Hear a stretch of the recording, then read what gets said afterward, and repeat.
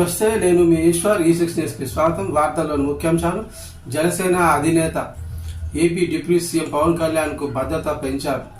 Y+ security smart వాహనంలో పాటు bullet proof కార్ను కేటాయించారు. మరోవైపు నేడు వెంగళపూడి సచివాలయానికి రానున్నారు. పవన్ కళ్యాణ్ మంత్రిగా ప్రమాణ స్వీకారం తర్వాత తొలిసారి సచివాలయానికి వస్తుండటంతో ఆయనకు ఘన స్వాగతం పలికేందుకు అమరావతి రైతులు ఏర్పాటు చేస్తున్నారు. మధ్యాహ్నం 3 గంటలకు తన ఛాంబర్కు ఆయన పరిశీలించనున్నారు. అనంతరం సీఎం చంద్రబాబుతో పవన్ కళ్యాణ్ భేటీ కానున్నారు. రేపు డిప్యూటీ సీఎంగా జనసేనాని బాధ్యతలను స్వీకరించనున్నారు. రెండో బ్లాక్ మొదటి అంతస్తులో 212 రూమ్ నంబర్ కేటాయించారు. అదే బ్లాక్లో జనసేనకు చెందిన 2 మంత్రులకు ఛాంబర్లు కేటాయించారు.